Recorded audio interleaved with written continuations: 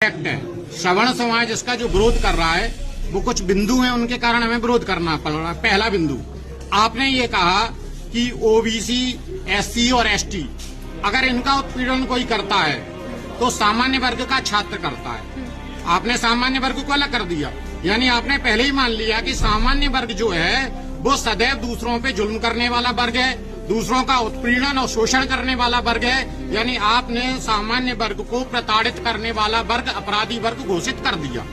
दूसरा बिंदु, दूसरी तरफ आपने ये कहा है कि अगर कोई शिकायत होती है तो अगर वो शिकायत झूठी भी पाई गई तब भी जो शिकायत करता है उसके विरुद्ध कोई कार्रवाई नहीं की जाएगी। सामान्य वर्ग का अगर कोई छात्र है, जैसे अभी थोड़ी देर पहले बताया कि अगर उसने नोट्स नहीं दिए, या सामान्य वर्ग का कोई प्रोफेसर है, उसके द्वारा मार्क्स किस आधार पे दिए जाते हैं, बच्चों की पढ़ाई और उसके लेखन के कार्य के आधार पे दिए जाएंगे। लेकिन अगर मान के चलो कोई बच्चा ओबीसी, एससी या एसटी का है, उसके नंबर कम आते हैं, तो वो सामान्य वर्ग के प्रोफेसर पे ये आरोप लगाएगा कि साहब मैं पिछड़े वर्ग से हूँ, या मैं एससी से हूँ, मैं एसटी से हूँ, इसलिए मुझे नंबर कम दिए गए, तो वो प्रोफेसर भी मुसीबत में आएगा।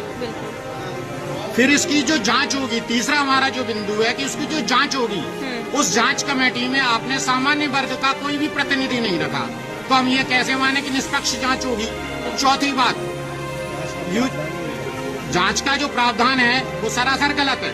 चौथी बात जो है, आपने उसमें ये कहा है कि यूजीसी जो है वो ऐसे विश्वविद्यालयों पे नजर रखेगी जिनके यहाँ से कई प्रकरण आए हैं शिकायतों के, लेकिन उनके यहाँ पे दोषी कम पाए गए हैं, तो ये मान लिया जाएगा कि वो विश्वविद्यालय जानबूझ के दोषियों को छोड़ रहा है। उस आधार पे उस विश्वविद्यालय की मान्यता भी रद्द की जा सकती है।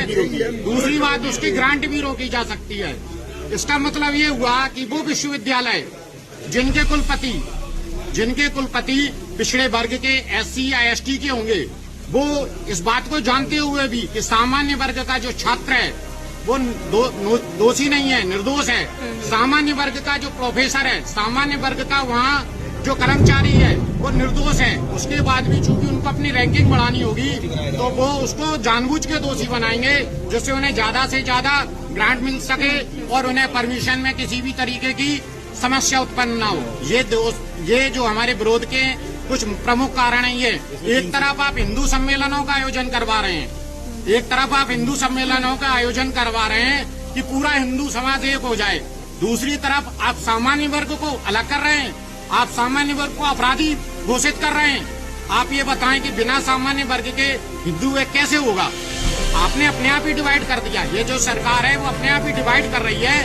उनके हिसाब से ओबीसी, एससी और एसटी जो है वो हिंदू हैं, और सामान्य वर्ग जो हमेशा हिंदुत्व का झंडा लेके चलता है, जो माथे पे टीका लगाने में सर्व अग्रणी पंक्ति में है, अब आपने उसको विभाजित कर दिया।